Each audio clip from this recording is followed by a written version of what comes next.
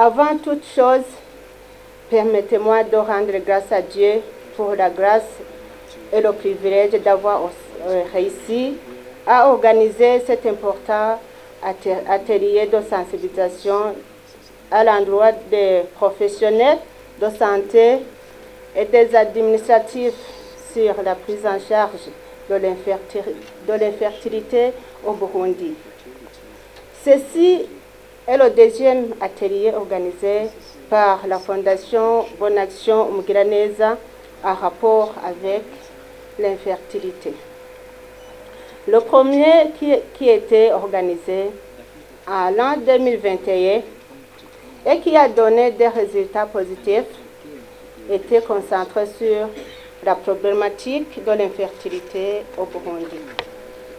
Je voudrais tout d'abord saluer la présence de vous tous, nos chers invités, et plus spécialement saluer la présence de notre important partenaire dans le domaine de l'infertilité, le représentant de la Fondation MEC et sa délégation, le docteur Racha Kalej, qui a effectué un long déplacement de Dubaï, accompagné du directeur régional pour la région Afrique, M. Léonard Peteipa Saïka, basé à Nairobi, et de son assistante de direction, Mme Véronique. Nous avions également invité Dr. Kihala Anne Béatrice, la présidente de la Fédération internationale des gynécologues et obstétriciens, qui a été empêchée à la dernière minute. Nous lui remercions énormément d'avoir pris soin de nous adresser son riche message en ligne pour nous encourager et nous garantir le soutien de FIGO dans des projets en rapport avec l'amélioration de la santé maternelle. Mesdames et messieurs, tout protocole observé. Comme vous le savez, l'infertilité est un problème réel au Burundi et elle est une source de stigmatisation dans les familles et communautés, surtout une stigmatisation envers la femme. Ce sont ces dernières qui sont blâmées de l'absence de l'enfant et cela a plusieurs conséquences socio-culturelles et économiques. Nous observons plusieurs cas d'infertilité dans nos communautés et quand cela arrive, les familles ne savent pas à quel sein se vouer. Certains peuvent aller jusqu'à consulter les féticheurs à cause de l'ignorance. L'infertilité peut causer d'autres problèmes dans le ménage, tels que des mésententes qui peuvent en fait être une source de crimes, de séparation et divorce. En plus, étant donné l'importance que les Burundais attachent à l'enfant dans la famille et que traditionnellement c'est la femme qui est pointée du doigt quand il y a l'absence de l'enfant en famille, l'infertilité devient une source de dépression et d'autres problèmes de santé mentale chez les femmes. Beaucoup soulignent que la stigmatisation sociale est un facteur clé des sentiments d'anxiété, de dépression et de faible estime de soi. Mesdames et messieurs, distingués invités, la Polyclinique Mugiraneza vient d'introduire le service de fécondation in vitro avec un objectif de rendre accessible ce service à tous ceux qui en auront besoin, surtout que certaines familles étaient obligées de se rendre dans d'autres pays à des coûts très élevés pour se faire soigner à l'étranger. L'objectif général de cet atelier est de contribuer à la sensibilisation sur prise en charge de l'infertilité au Burundi.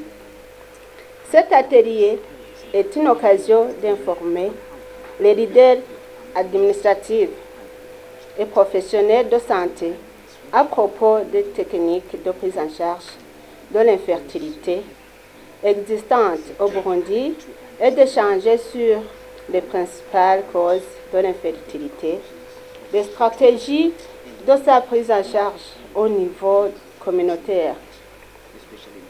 Nous voulons donner aux couples infertiles la chance d'exercer leurs droits de reproduction par un accès aux facilités que nous offre la technologie moderne du domaine de l'infertilité, notamment la technologie de procréation assistée. Nous sommes tous conscients que l'infertilité peut être évitée et soignée et que l'homme ou la femme peut être à l'origine de l'infertilité, ce qui signifie que sa gestion doit être partagée. Je profite de cette occasion pour appeler tous ceux qui ont des problèmes de l'infertilité de s'adresser aux professionnels de la santé à temps pour une prise en charge appropriée. Avant de terminer mes propos, j'aimerais profiter de cette occasion pour remercier chaleureusement la Fondation MEC et particulièrement son PDG, la sénatrice Dr Racha Kalej, pour le précieux partenariat que nous entretenons depuis l'an 2020. Moi, en tant que l'ambassadrice du programme Make Priskin Mère, afin d'améliorer les capacités de soins de santé au Burundi. C'est dans ce cadre que la Fondation Merck a offert des bourses de formation à plusieurs médecins burundais, dont certains d'ailleurs sont ici présents. La Fondation Merck, qui a pris le devant pour briser le silence autour de l'infertilité, nous a énormément accompagnés dans ce programme. Je vous en remercie beaucoup. Je remercie également tous ceux qui ont contribué de près ou de loin pour la réussite de cet atelier.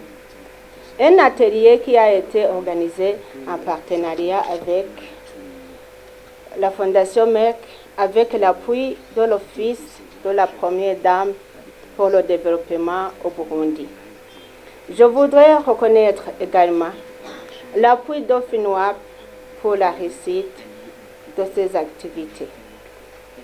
Que vous tous puissiez retrouver ici nos sincères et vifs remerciements. Je suis convaincue qu'après cet atelier, les leaders administratifs, les professionnels de la santé et tout le monde ici présent auront compris les enjeux autour de la prise en charge de l'infertilité dans notre pays et les bonnes pratiques à adopter pour faire face à cette problématique. Nous aurons en fait le devoir de vulgariser cette information à tous les Burundais dans nos communautés, nos familles, nos services, etc. Chaque famille a droit à procréation et l'enfant est une source de joie dans la famille et une bénédiction pour le pays. C'est sur ce mot que je déclare ouvert les activités de l'atelier de sensibilisation des professionnels de santé et des administratifs sur la prise en charge de l'infertilité et l'inauguration du centre de fertilité à la polyclinique Mugiraneza. Je vous remercie.